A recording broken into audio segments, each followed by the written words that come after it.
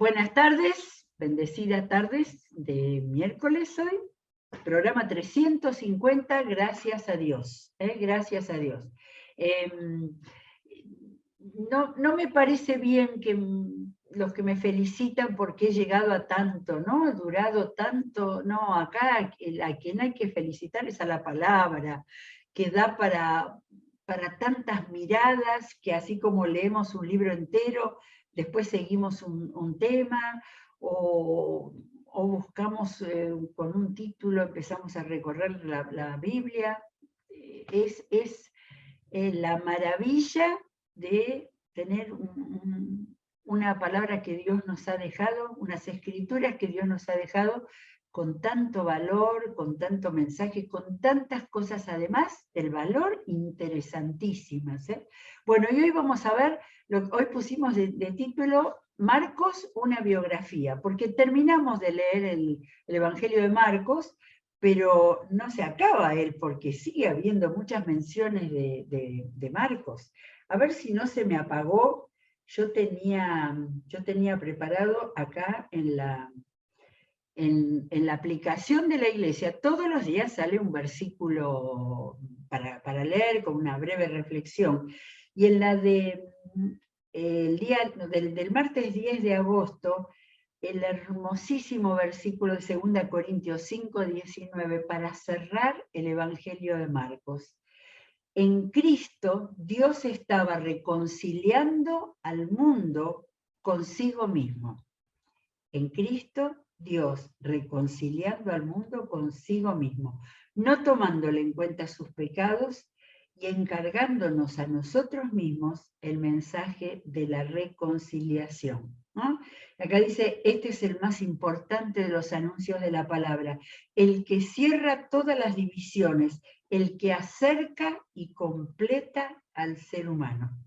Y aún lo hace responsable de llevar al mundo el mensaje de Dios. Después de haber visto la crucifixión, la resurrección, tal como nos lo contó Marcos, Dios estaba reconciliando en Cristo al mundo consigo mismo. Y ese es el mensaje que tenemos que llevar para la reconciliación del hombre con Dios. Bueno, vamos a ver qué más de Marcos. ¿Terminó el Evangelio? No, vamos a seguirlo porque lo tenemos en varios lugares del Nuevo Testamento, en una muy difícil en su vida y después en una recompensa por todos lados. Cuando terminan los 4 evangelios en el libro de los Hechos, hay una puntita que quiero que vayamos siguiendo, porque tenemos ahora varios en el libro de los Hechos. Después que el Señor ascendió, en el versículo 12, dice que regresaron a Jerusalén desde el monte llamado de los Olivos. Seguimos relacionados con el monte de los Olivos. Cuando llegaron, subieron al lugar donde se alojaban. Y ahí dice, todos los apóstoles, todos en un mismo espíritu se dedicaban a la oración, junto con las mujeres, con los hermanos de Jesús y su madre María. Enumeración esta muy interesante, porque ese lugar donde se alojaban, vamos a ver también una referencia a la casa de Marcos. Entonces, no sé si era este el lugar ese grande donde habían hecho se habían reunido para la última cena, pero interesante esta punta que tenemos acá de pensar dónde se empezó a reunir la primera iglesia. Bueno, pero vamos a Hechos 12, donde es la última vez, creo, en la que aparece el apóstol Pedro. Es cuando fue encarcelado. ¿Se acuerdan ustedes de que es el mismo capítulo donde dice que Herodes mandó a matar a Jacobo, hermano de Juan? Y después Pedro encarcelado, estaba tratando el gobernador romano de hacer todo lo que pudiera para hacer cosas que le gustaran al público. Pero en este capítulo en los primeros versículos hasta el 10, nosotros tenemos la manera milagrosa en la cual fue Pedro liberado, ¿sí? Y hay una frase, esta búsqueda nuestra de leer la Biblia comprensivamente hace que le preste atención a las frases que son conexiones. Cuando a Pedro se le abrió el portón, vio que un ángel lo acompañaba y lo dejó solo, dice Hechos 12:11.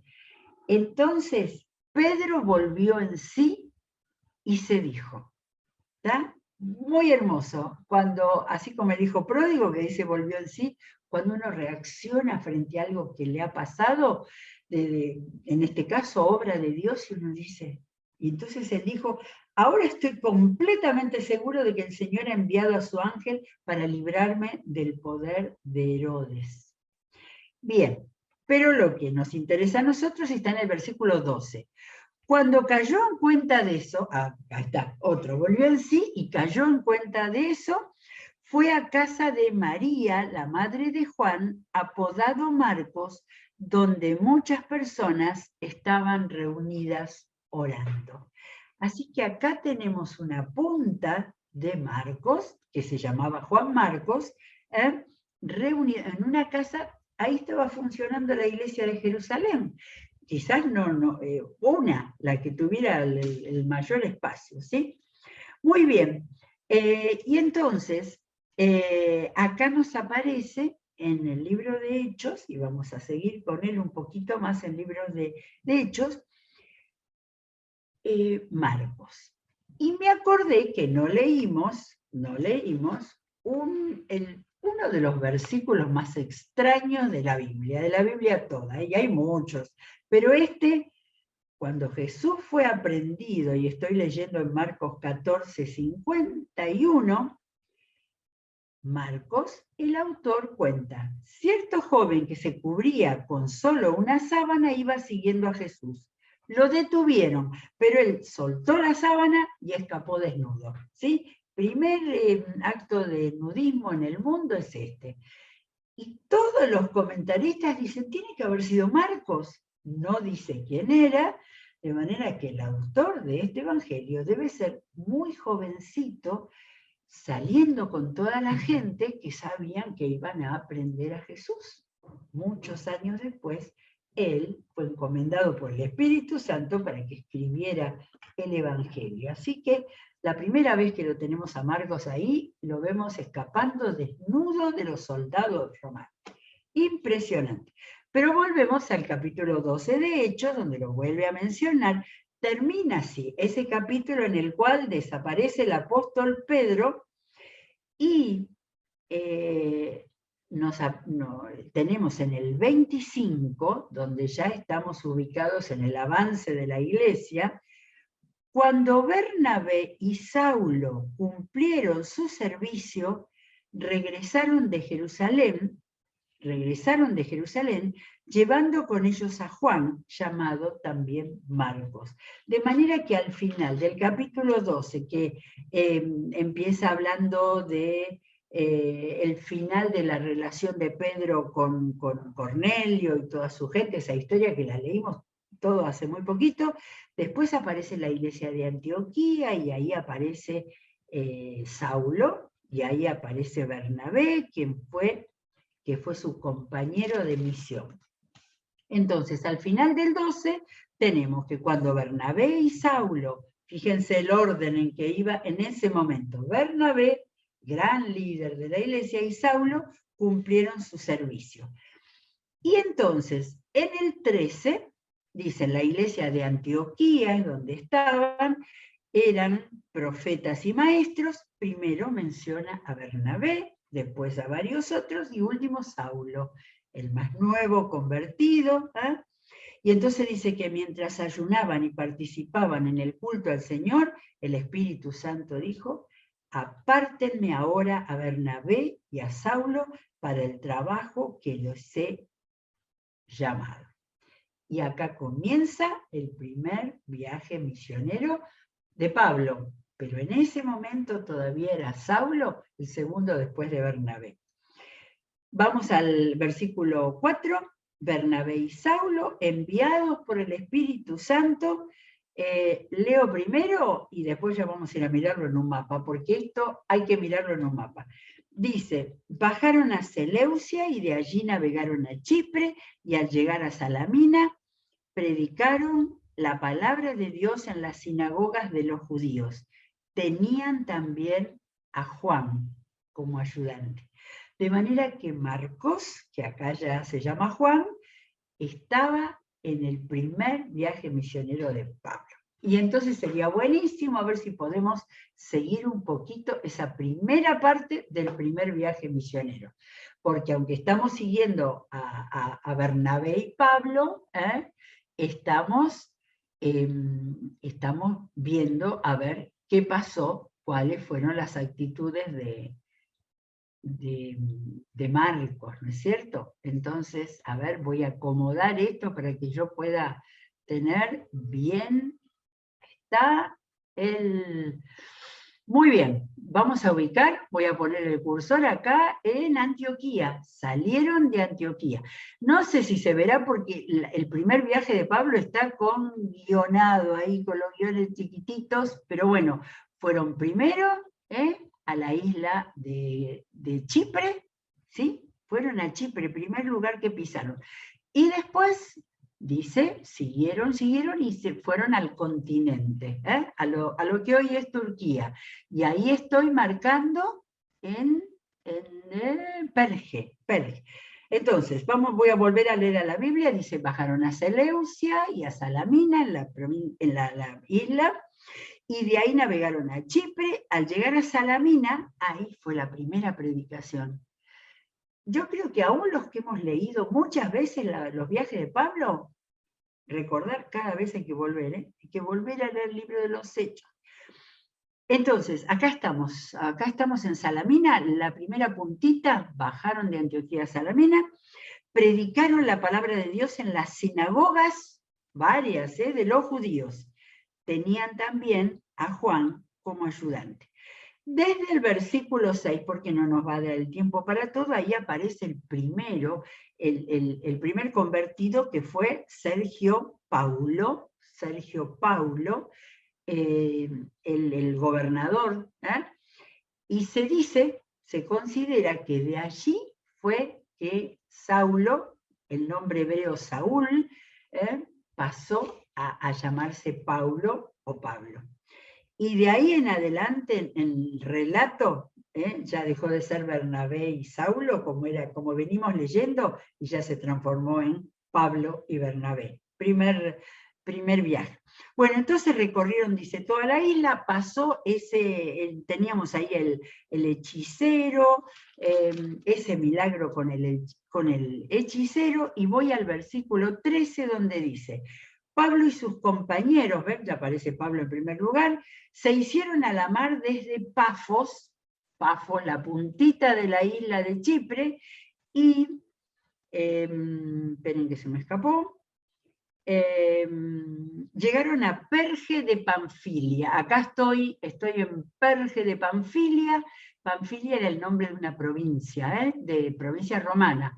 A su costado teníamos otra provincia que era Licia, donde también anduvo Pablo en otro momento, y a la derecha estuvo en la provincia que se llamaba Cilicia. En Cilicia era Tarso, Pablo era de Cilicia. Pero acá habían llegado a Perge de Panfilia. Y entonces, ¿qué pasó allí?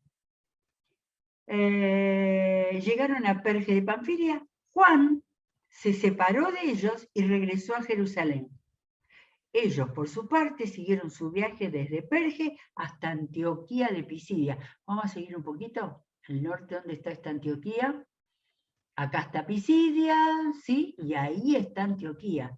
Fíjense que ya estaban metidos en el continente asiático profundo, Nosotros vemos los nombres, leemos los nombres como si fuera acá en la esquina. Esto era, yo creo que todavía es Turquía, hoy día Turquía es un país enorme, pero estaban metidos adentro de esa provincia tan grande, toda dividida en provincias durante el Imperio Romano. Pero acá encontramos que Juan Marcos los dejó. Y entonces vamos a ver qué es lo que pasa. Leímos el versículo 13, donde dice, se separó y regresó a Jerusalén. ¿Extrañaba a su mamá? No lo sabemos, porque no volvió a la iglesia de Antioquía, de donde salieron. ¿Volvió? Vamos a hacer estaba en el continente. ¿Por dónde habrá vuelto? ¿Habrá vuelto por el borde del continente? Sigo con el cursor y miren dónde está Jerusalén. No estaban cerca, estaban muy lejos. Quizás se tomó un barquito cruzando el Mediterráneo, no sabemos. Pero la cosa que abandonó a Pablo y Bernabé en el primer viaje misionero. Bueno, después pasamos a Hechos capítulo 15, porque acá está entre 13 y 14, está todo el relato de ese viaje que, como ustedes ven, pero no se ven casi los puntitos, pero subieron hasta Antioquía y después fueron rodeando ahí las otras provincias del Asia Menor. Muy bien, pero en 1535, después que pasó el concilio de Jerusalén, dice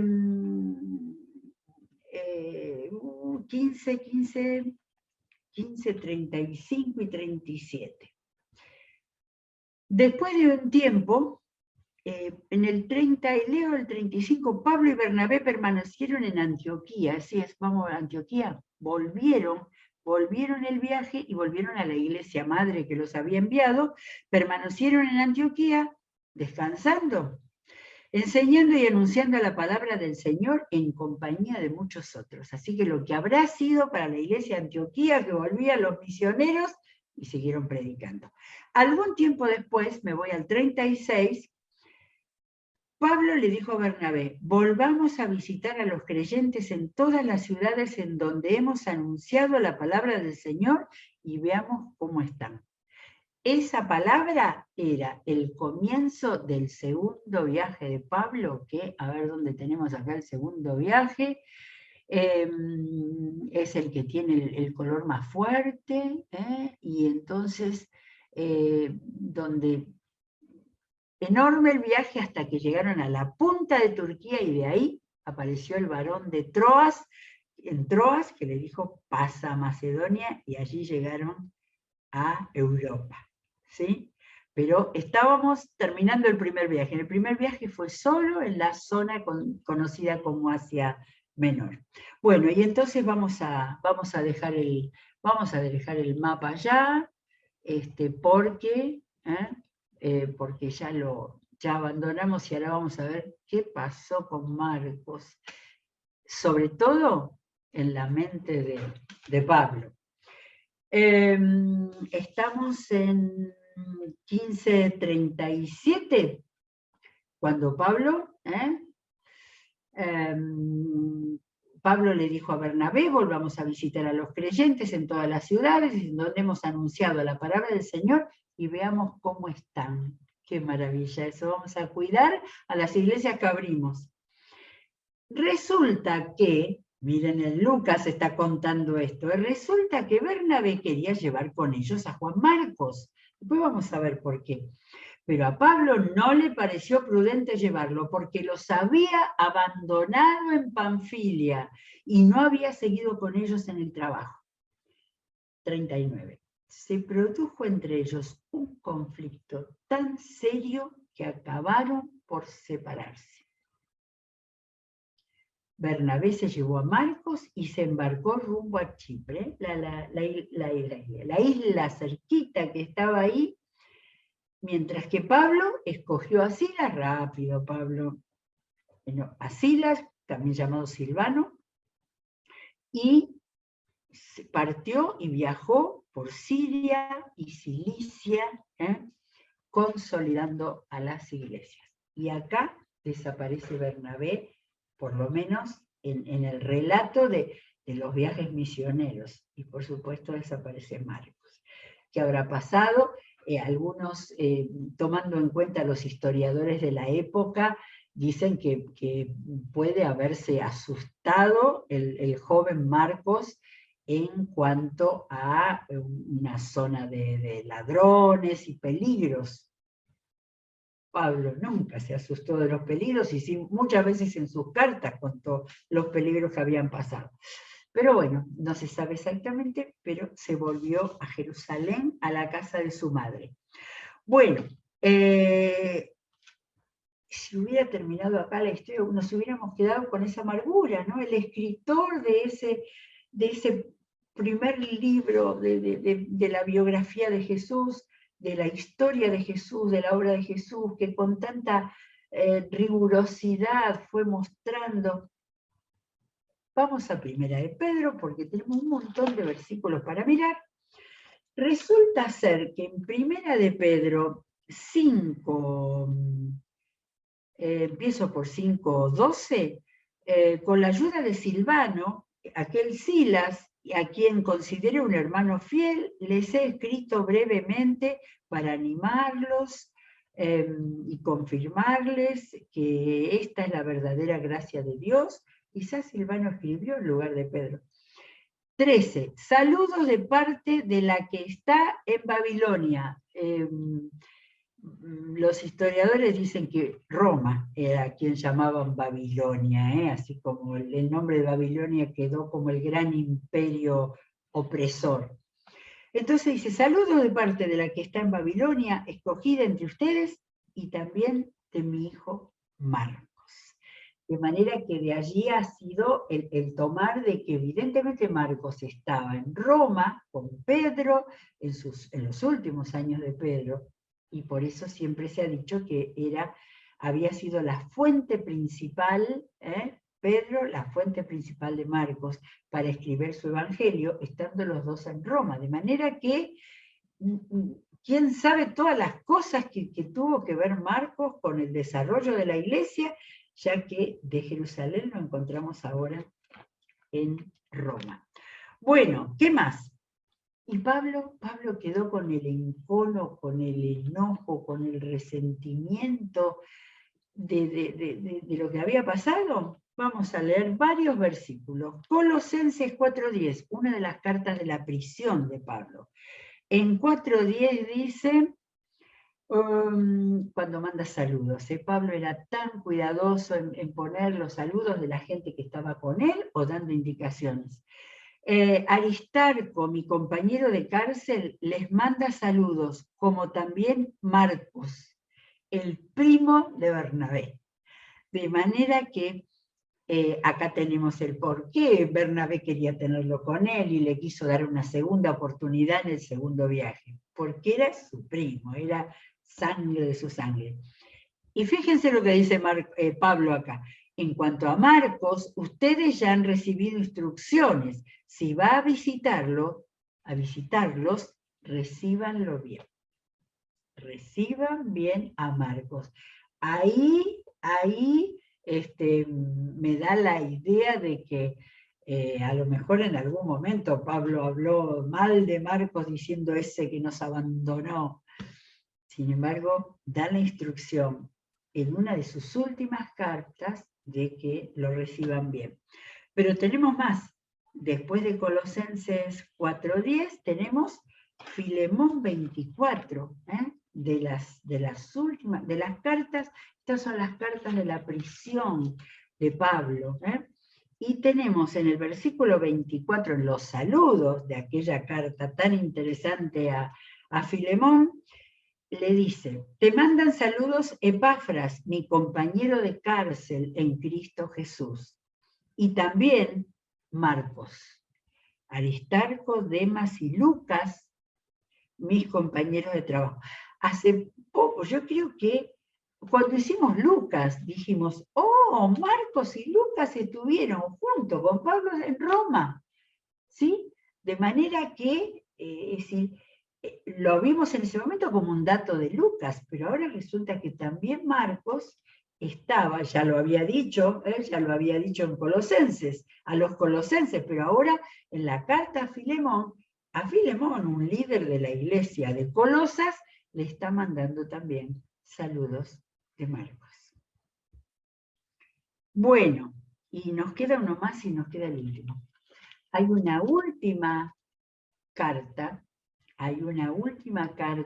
del apóstol Pablo, la carta de su testimonio, de su testimonio final, que es la segunda carta a Timoteo, ¿no? Cuando Pablo dice, yo por mi parte, estoy leyendo 4:6, yo por mi parte ya estoy a punto de ser ofrecido como un sacrificio, y el tiempo de mi partida ha llegado.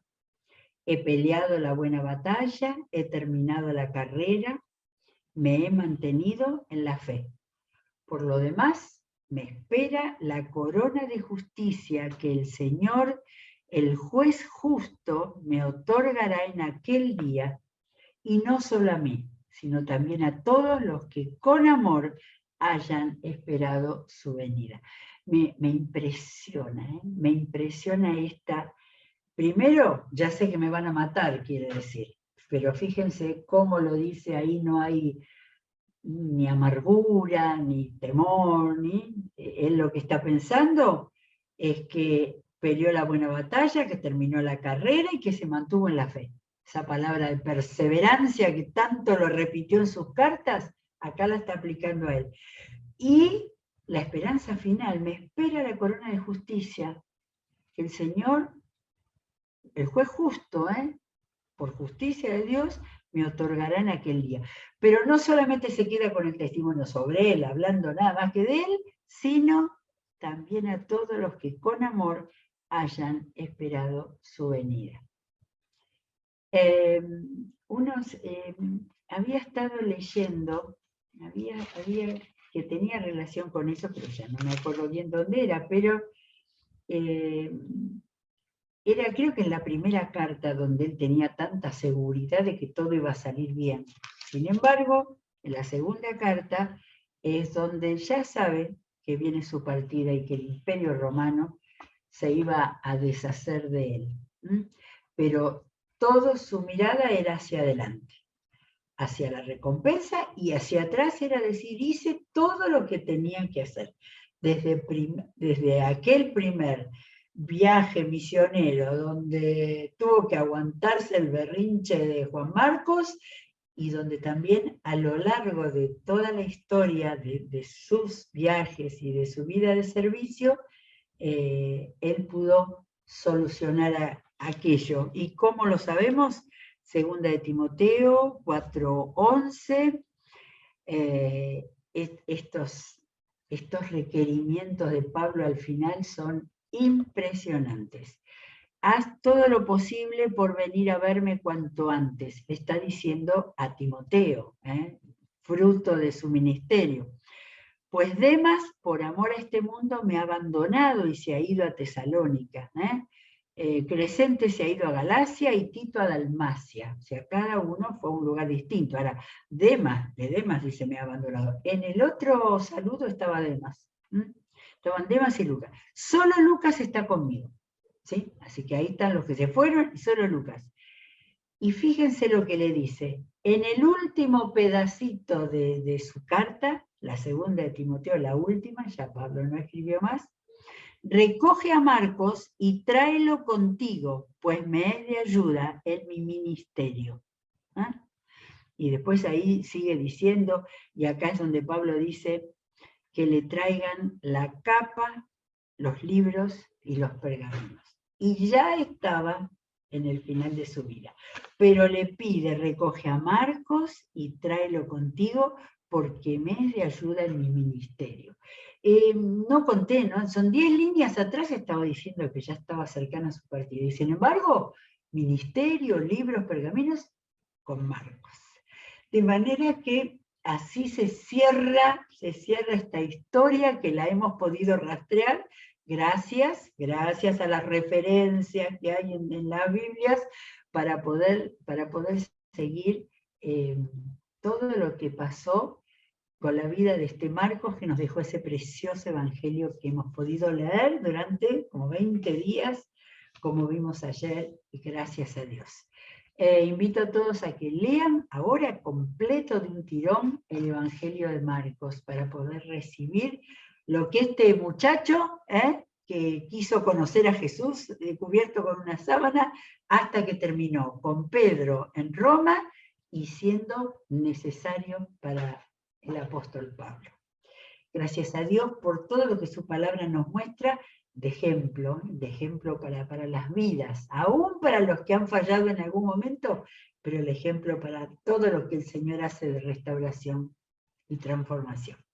Muy bien, mañana seguiremos con otro tema. Que Dios los bendiga. Continuamos con toda la programación y estemos leyendo la palabra y proveyendo palabra a las personas que nos rodean. Será hasta mañana.